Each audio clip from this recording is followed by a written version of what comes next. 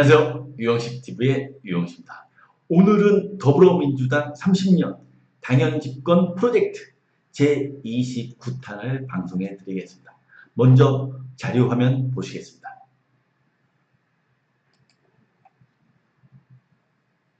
또 자신의 이름을 또박또박 쓰십니다. 힘으로 꽉 밑으로 잡아 땡. 꽉 좋아. 꽉 좋아. 하나, 둘, 셋. 16.1 나왔어.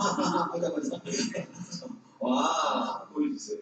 와, 대단하십니다. 10년을 더 사시겠네요. 다음은 혈액검사, 당뇨와 고지혈증, 간과 심장 기능 모두 정상. 할아버지의 건강 비결은 무엇일까?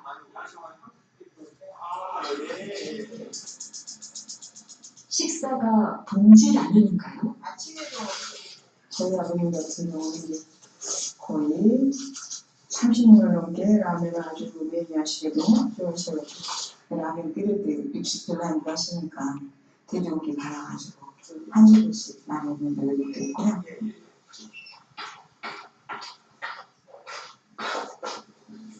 식사하시고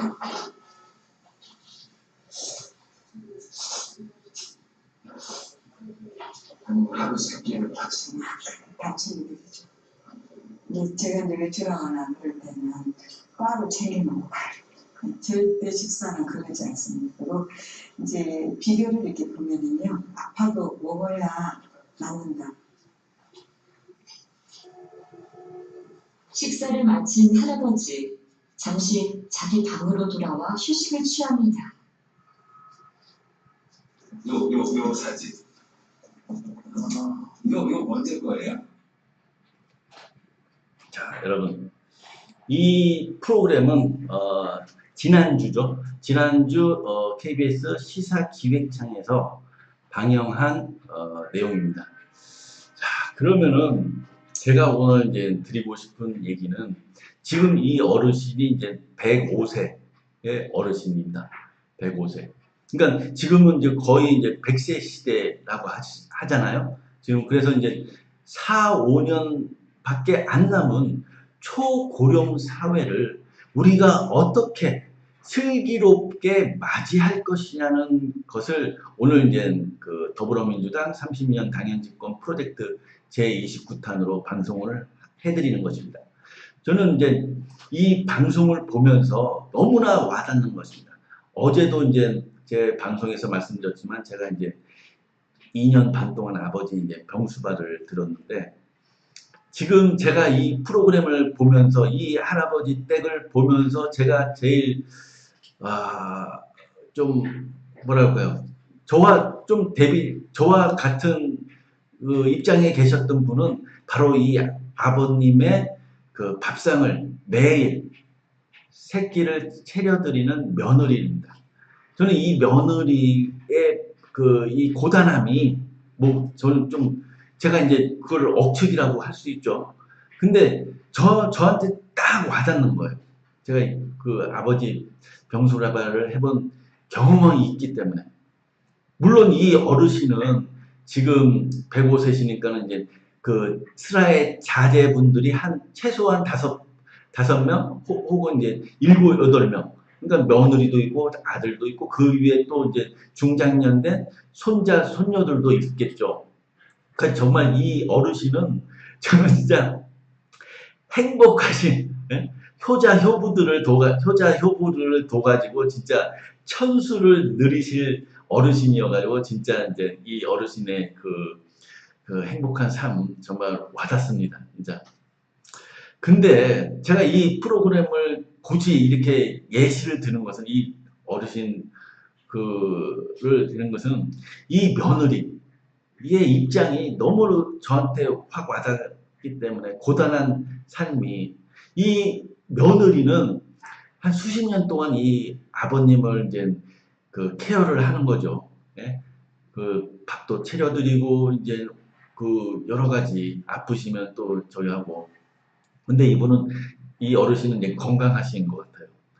그 피검사도 그 정상으로 나오시는 거 보니까. 자, 그런데 문제는 제가 한 4, 5년 전인가요? 제가 일본 뉴스를 봤는데, 일본 여배우였습니다. 중년 여배우가, 자신의 노모, 치매가 걸린 노모, 80대 노모죠.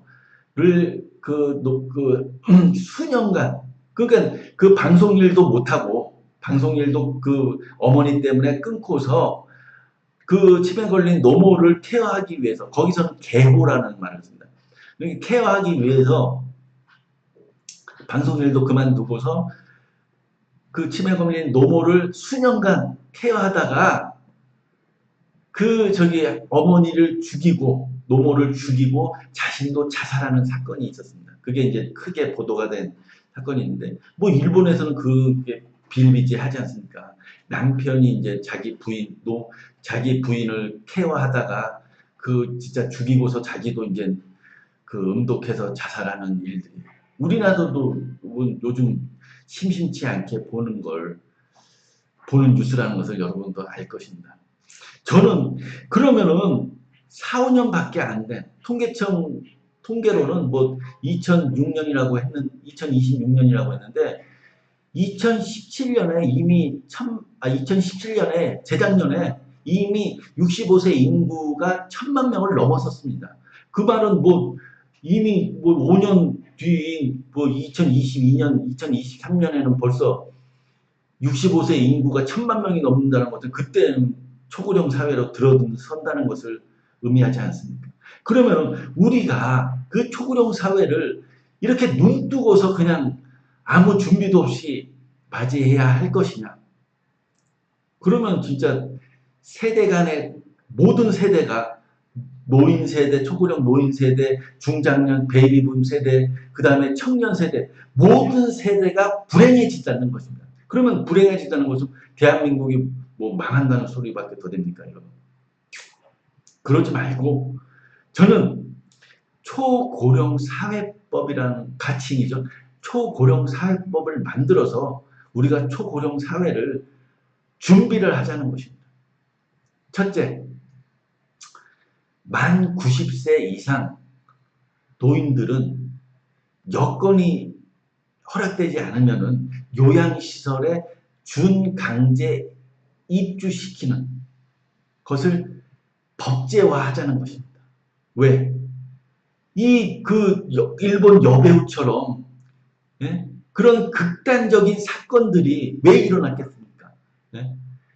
자신도 이렇게 어머니를 모시는데 그 여배우가 가장 극단적인 그런 일을 벌일 수밖에 없었다는 것은 언제 끝날 줄을 몰랐다는 것입니다. 네? 늪에 빠졌다는 것입니다. 자신의 인생이 어머니와 함께. 네? 아니 어느 정도 뭐 몇 년, 뭐 10년이면 10년, 5년이면 5년, 15년이면 15년 케어를 하면 자신의 어머니로, 이런 말 좀 제가 이제 거칠게 쓰겠습니다. 자신의 어머니의 인생으로부터 종속된 자신의 인생이 탈출이 되는 걸 알면은 이게 극단적인 그런 행동까지, 사건까지 벌어졌겠느냐는 것입니다. 제 주장은.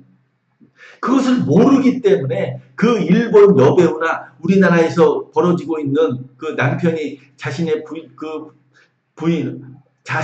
아들이 자신의 어머니를 한참 진짜 5년 동안 그 효도, 주위 이웃들로부터 이제 효자 소리 들으면서, 예? 봉양을 했지만은 진짜 이게 언제 끝날 줄을 모르기 때문에 그런 극단적인 행동을 하지 않습니까? 예? 그것을 예방하자는 것입니다, 저는. 그러기 위해서, 물론 나이는 이제 사회적 합의를 통해서 그런 이제 조정이 되겠지만은, 제가 제시하는 것은 한 만 85세, 만 90세가 되면은 요양시설로 준강제, 이렇게 그 자녀들이 케어를 하거나 그러면은, 물론 이제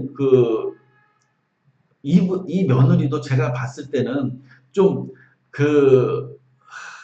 물론 이 형제들이 많기 때문에, 물론 이제 자신이 뭐 해외여행을 한다든지 어느 여행을 하면은 뭐 일주일 동안 이렇게 이제 다른 형제가 와서 봐주고 또 이제 십시일반으로 돈을 모아서, 예? 그렇게 이제 이 어르신을 케어할 수 있는 이런 여건이 되시는 분들은 진짜 행복하다고 저기 할 수도 있겠지만은 이 며느리도 좀 자신의 인생이 있는 거 아닙니까? 예? 언제까지 자신의 인생이 예? 이렇게 아버님의 인생의 종속이 돼서 이렇게 예? 끝나는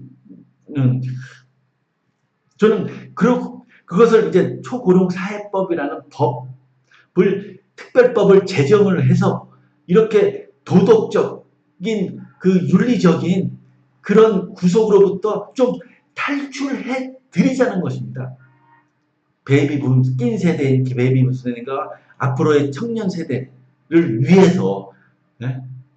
그럼으로써 이제 그 새로운 일자리도 창출하고 그 다음에 그 베이비붐 세대 지금 8, 90대 된 부모를 모시고 계신 베이비붐 세대의 자신만의 그 인생도 되찾아드리고서 예?